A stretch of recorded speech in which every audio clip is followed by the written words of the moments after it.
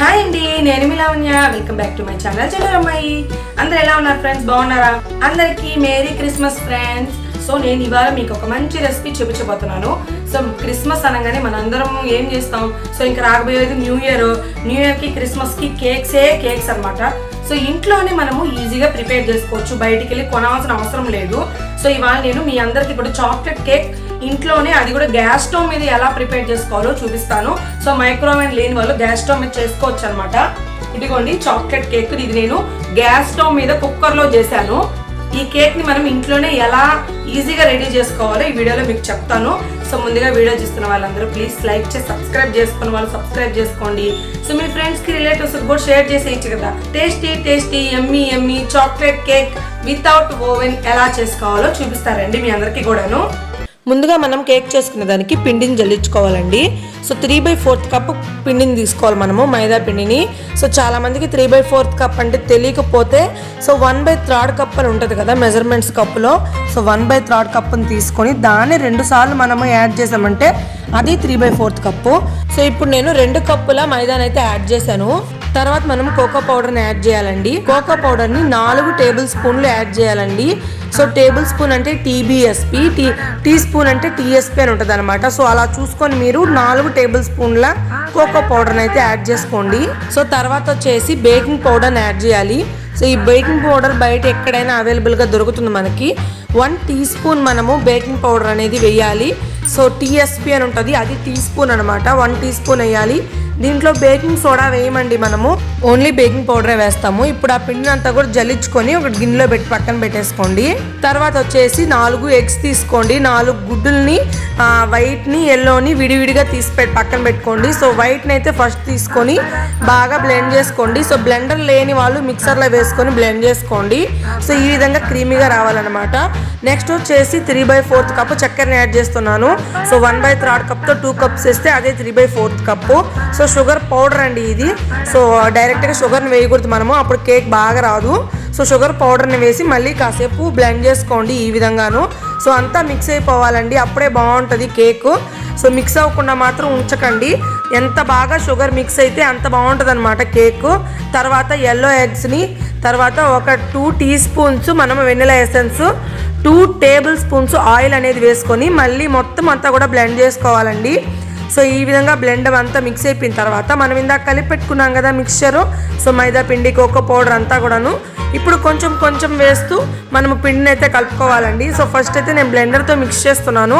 So blender లేని వాళ్ళు మామూలు గెంటితోనైనా ఏదైనా స్పాచులాతో అయినా కలుపుకోవచ్చు అనమాట. సో ఫస్ట్ నేను ఈ బ్లెండర్తో ఎలా కలపాలో చూపించాను. సో మామూలు ఇంట్లో గంటె కానీ ఇలాంటి చెక్క గంటె కానీ స్పాచులా ఉన్న వాళ్ళు స్పాచులాతో కలుపుకోండి. సో ఒకే మెథడ్లో కలపాలి మనము, కట్ అండ్ ఫోల్డ్ మెథడ్ అండి. సో ఎక్కువగా కలిపేయకూడదు, అప్పుడు ఏమవుతుంది అంటే కేక్ మొత్తం క్రాక్స్ వచ్చేస్తుంది అనమాట. మీకు బ్యాటర్ కొంచెం థిక్గా అనిపిస్తే కొంచెం మిల్క్ యాడ్ చేసుకొని ఈ కన్సిస్టెన్సీలో కలుపుకోండి. ఇప్పుడు మనం వచ్చేసి గ్యాస్ స్టవ్ మీద చేసుకునే వాళ్ళు కుక్కర్ని అయితే హీట్ పెట్టాలండి. సో సన్న మంట మీద ఇలాంటి కుక్కర్ ఒకటి తీసేసుకొని కుక్కర్ పెట్టేసి దాని లోపల ఇలాంటి గిన్నెని అయితే బోర్లు ఇచ్చి అదే సన్న మంట మీద 10 నిమిషాల పాటు మనం మూతకి పైన లబ్బర్ తీసి హీట్ పెట్టాలన్నమాట. సో అప్పుడే మనకి పర్ఫెక్ట్గా కుక్ అవుతుంది. సో ఓవెన్లో చేసుకునే వాళ్ళైతే 180 డిగ్రీస్ మీద 10 నిమిషాల పాటు హీట్ పెట్టేయాలండి, ప్రీ హీట్. అప్పుడే కేక్ బాగుంటుంది. ఈ లోపల మనము కేక్స్ ట్రేస్కి అంతా కూడా లోపల బటర్ పేపర్ అప్లై చేసి పైన ఆయిల్ అప్లై చేసి కేక్ బ్యాటర్ అంతా కూడా రెండిట్లో పోసేసుకుంటున్నాను నేను. సో కేక్ బ్యాటర్ అంతా కూడా మన బౌల్స్లో పోసేసిన తర్వాత సో బాగా ట్యాప్ చేసుకోండి ఎయిర్ బబుల్స్ లేకుండా. తర్వాత వచ్చేసి ఇవి చాకో చిప్స్ అండి. చాకో చిప్స్ అన్నీ కూడా ఈ విధంగా పైన వేసుకోండి. సో గార్నిష్ బాగుంటుంది, పిల్లలు చూడంగానే ఇష్టపడతారనమాట తినేదానికి. సో మనకి హీట్ అయితే ప్రీ హీట్ అయిపోయింది కుక్కరు. దీని లోపల నిదానంగా లోపలికి పెట్టేసేయండి గిన్నెని. సో కొంచెం కాలొద్ది జాగ్రత్తగా పెట్టండి. సో ఇప్పుడు మూత పెట్టేసి ఇప్పుడు అది 25 నిమిషాల పాటు బాగా ఉడకాలండి, సిమ్లోనే పెట్టండి. సో పెద్ద మంట ఏం పెట్టాల్సిన అవసరం లేదు. సో మనకి ఓవెన్ కూడా సౌండ్ వచ్చేసింది, ప్రీ హీట్ అయిపోయింది అనమాట. సో ఓవెన్లో పెట్టేసి అదే 25 మినిట్స్ ఓవెన్లో కూడా టైం సెట్ చేసుకోవాలండి. 180 డిగ్రీస్ మీద 25 మినిట్స్ ఉడకాలన్నమాట. సో మనకి 25 మినిట్స్ అయిపోయింది. సో మన కేక్ అనేది ఎలా ఉడికిందో చూద్దాం రండి అందరం కూడాను. సో నాకైతే బయట నుంచి చూస్తుంటే చాలా బాగుంది. సో స్మెల్ కూడా చాలా బాగుందన్నమాట. ఇంకా మనం కేక్ని అయితే బయటికి తీసేద్దాము. సో చూస్తుంటే ఎంత బాగుందో చూడండి, చాలా బాగా కుక్ అయింది కేక్ అయితేను. చూస్తుంటేనే తినాలనిపిస్తుంది, అంత బాగుందన్నమాట. సో ఇప్పుడు ఒక టూత్ పిక్ తీసుకొని బాగా గుచ్చి చూడండి. సో మంచిగా కుక్ అయిపోయింది మన కేక్. సో కుక్కర్లో కేక్ కూడా ఎలా కుక్ అయిందో చూద్దాం రండి. సో ఇది కూడా పర్ఫెక్ట్గా బేక్ అయిపోయిందండి. 25 మినిట్స్ తర్వాత ఇంకా ఆఫ్ చేసుకొని సో కేక్ని అయితే బయటికి తీసేస్తున్నాను నేను. చాలా బాగా కుక్ అయినాయండి 2 కేక్స్ కూడాను. సో మైక్రోవేవ్లో ఉన్న వాళ్ళు ఆ విధంగా చేసుకోండి, మైక్రోవేవ్లో లేని వాళ్ళు ఈ విధంగా చేసుకోండి. ఏ విధంగా చేసినా కూడా సేమ్ ప్రాసెస్ అండి, టేస్ట్ ఏమీ మారదు. సో ఇప్పుడు కేక్ని అయితే బాగా చల్లారనివ్వాలండి. చల్లారిన తర్వాత మనము చుట్టూ కూడా ఒక నైఫ్ తీసుకొని లూజ్ చేసేయాలి కేక్ మొత్తము. సో అప్పుడు డిమోల్డ్ చేసుకునేదానికి ఈజీగా ఉంటుంది. చల్లారిన తర్వాత మాత్రమే తీయండి, వేడి మీద తీస్తే అతుక్కునే ఛాన్సెస్ ఉంటుంది అనమాట.